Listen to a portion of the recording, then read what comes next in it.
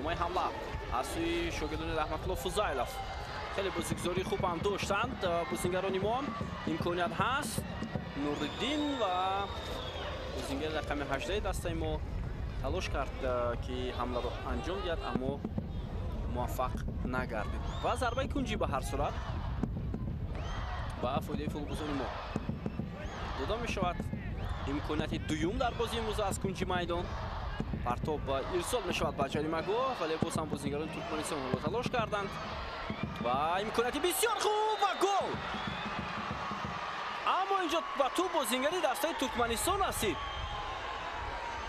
چرا داور گل رو حساب نمیکنه؟ در همین لحظه در دقیقه 12 رقابت به توجه میکنیم.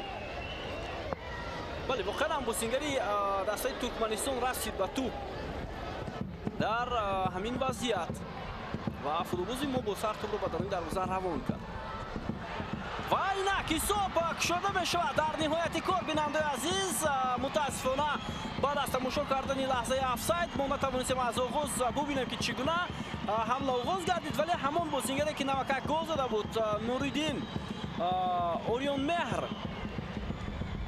مهر نوریدین انیخترش بازیگر رقم 18 موفق به گلزنی می شود و توانست که دروازه ترکمنستان رو در دقیقه 13 رقابت رخ نکند. بیایید توجه میکنیم با این امکانیتی که اوریون مهر نوریدین داشت. خیلی امکانیتی خوب بود و همین توپ رو بعد در این دروازه روان کرد بازیگر رقم 18 بعد از پاسی که از کنار میدان اجرا گردید. ادامه حمله دسته ما باز هم فرصت و این دفعه بلال بابایف و داور ضربه 11 متر تعیین میکنه در دقیقه 14 و دروازه دسته ترکمنستان. بیاید متوجه میشم اعتراض بازیگران دسته ترکمنستان با داور خیلی و خیلی زیاد است. اشتباه از سوی خود دروازه‌بان دسته ترکمنستان آغاز کرد. ولی اینجا زمانی که بلال بابایف میخواد ضربه زند فوتبالبازی دسته ترکمنستان قاعده بازی را وایران کرد و همین طور حالا از جریمه 11 متر امکانیت خوبی افزون کردن حساب بازی برای بازیگران ما با میان میآید و در نزد توپ فوتبالبازی رقم 12 شهبان نعیمов قرار دارد. میبینیم که چگونه ضربه را اجرا میکند.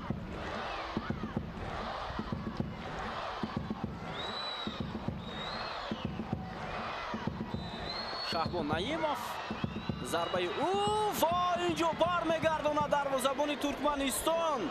ضربه خیلی سست و ضعیف اجرا شد از جانب بازیگر رقم 12 دسته نورستان تاجیکستان و این خاطر دروازه‌بان ترکمنستان توانست موفق شود برای برگرداندن این ضربه.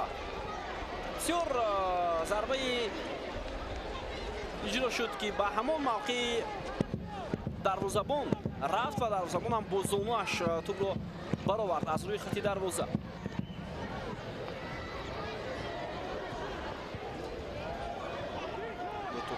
ما اما به نتیجه حمله آغاز می شود و بازیگر رقم 11 دسته ما ابوبکر سیدوف قاعده بازی را ویران میکند.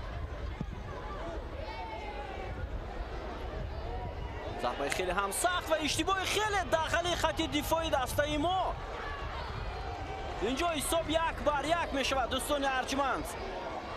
دلاور جمشید زاده با اون قامت بلند خود خطاگی خیلی زیاد کرد و بعد از 2 دقیقه که ضربه پنالتی رو دروازه‌بان ترکمنستان برگردونید فوتبالبازان ترکمنستان توانستند موفق به گلزنی شوند و حساب 1-1 کارت زرد اکنون با بازیگر رقم 19 دسته ترکمنستان نشان داده می شود عبدالله قادیروف. به توجه میکنیم خیلی اشتباهی داخل واقعا هم اشتباهی داخل از سوی حمایتگران ما مخصوصا بازیگر رقم 4 انجام شد و همینطور بازیگر رقم 19 دسته ترکمنستان با سر توپ را به درون دروازه تاجیکستان روان کرد و حساب 1-1 کرد.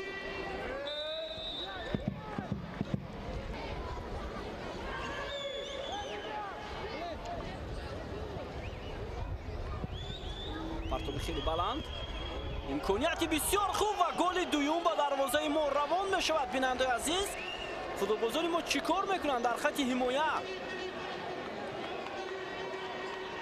اینش غیر انتظار بود туркманистон ҳоло тӯби дуюмро ба дарвозаи дастаи наврасони мо равон мекунад ва ҳисоб 2-1 мешавад. бинандаи азиз, бубинед инҷо тӯб ба Баракатулло Неъматуллозода расида аз капитани дастаи мо ва ворди тури дарвоза шудааст. автогол ҳам гӯем хато намекунем. бале, ҳисоб 2-1 футболбозони Туркманистон пешсаф мешаванд.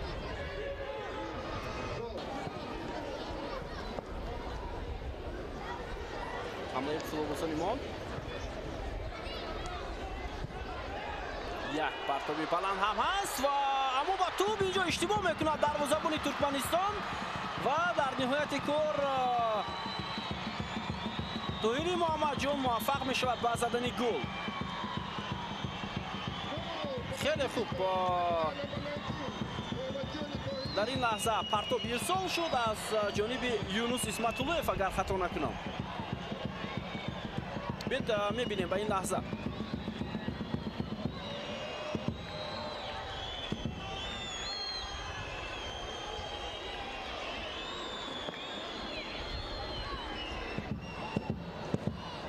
муҳим идомаи ҳамлаи дастаи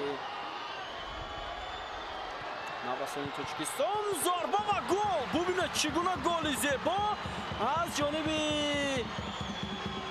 Тоҳири Муҳаммадҷон ва хеле ҳам хуб ин зарба анҷом мешавад аз сӯи ӯ ва як голи зеборо мо дар бозии имрӯза мутаваҷҷеҳ мешавем. 3-2 футболбозони мо баъд аз он ки бо ҳисоби 2-1 қафо мемонданд пешсаф мешаванд дар қисми аввали рақобат. хеле имконияти хуб. бубинед дар ин лаҳза тӯбро идора кард бозингари рақами 18 ва баъдан футболбози рақами 19 мо тавонист онро ба даруни дарвоза равон кунад.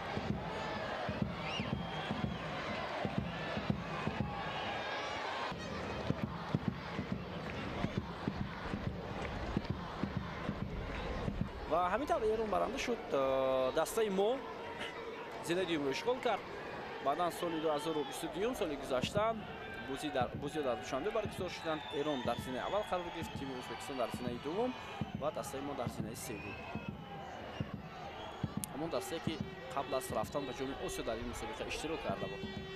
ҳоло идомаи ҳамла барои бозингарони дастаи Тоҷикистон. Абубакр Сулаймонов зарба ва гол.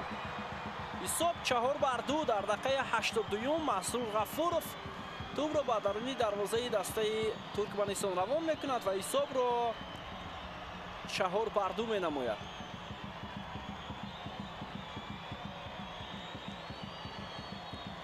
бо ҳисоби 4-2 дастаи наврасони Тоҷикистон дар муқобили тими Туркманистон ҳоло пешсаф мешаванд. таваҷҷӯҳ мекунем чӣ гуна мавқеи хуб дошт Масрур Ғафуров дар ҳамин лаҳза ва тавонист тӯбро ба даруни дарвозаи дастаи Туркманистон равон кунад.